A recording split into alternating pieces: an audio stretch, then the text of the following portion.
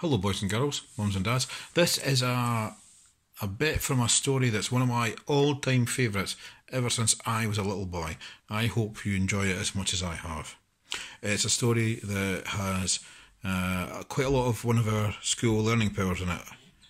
Resilience.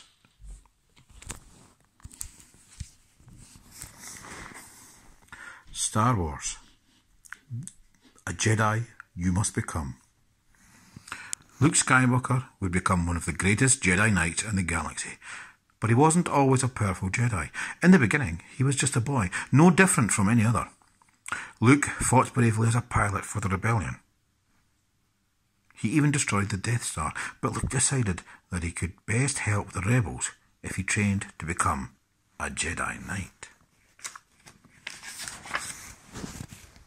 In a vision, Luke's old friend Obi-Wan Kenobi said to him, "You will go to the Dagobah system.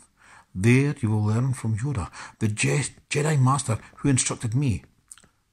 Luke knew that Obi-Wan would appear to him only if his message was very important. Luke and his droid, R2-D2, flew to Dagobah right away. Dagobah was not what Luke had expected. He thought a Jedi Master would live on a beautiful, serene world, but that was not what Dagobah was like at all. The planet was wet, muggy, and crawling with bugs, critters, and wild animals. It could be summed up with one word: gross. When Luke landed, his X-Wing fighter sank right into the marsh water. Suddenly, Luke felt someone watching him as he spun around. Pulling out his blaster, standing in front of Luke was a pale green creature with pointy ears. "I am wondering, why are you here?" the creature asked. "I am looking for a great warrior," Luke replied. The creature shook his head. "A great warrior? Wars not make one great." Luke had to admit the creature had a point. "I am looking for a Jedi Master." "Oh, Jedi Master," the creature said. "Yoda. You seek Yoda." The creature promised to take Luke to Yoda, but first the creature stopped at his home and fed Luke dinner. With no sign of Yoda anywhere, Luke grew impatient. "We're wasting our time." The creature turned away from Luke. "I cannot teach him. The boy has no patience. He is not ready." Luke suddenly realised that this was no ordinary creature. "Yoda?" Yoda laughed at Luke. "Adventure, ha! Excitement, ha! A Jedi craves not these things. You are reckless." Luke told Yoda that he'd learned so much already and he was not afraid. Finally, Yoda agreed to train him. Luke's first test was to run through a swampy obstacle course. As Luke trained his body, Yoda helped him to develop his mind.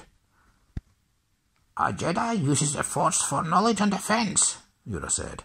"Never for attack." Luke began to understand that being a Jedi was less about him and more about helping others. Luke learned to move objects with the Force. One day, Luke stacked a tower of rocks with his mind while standing on his head. But as Luke placed the final rock, his X-Wing began to sink deeper into the swamp. Luke lost concentration and fell to the ground with a thud.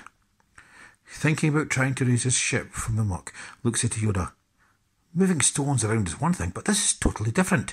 "No, no different. You must unlearn what you have learned," Yoda said.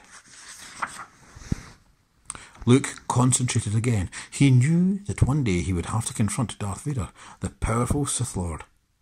He needed to be as strong in the Force as possible. Luke turned back to the sunken X-Wing and said, "All right, I'll give it a try." Yoda stopped Luke, saying, "Do or do not. There is no try."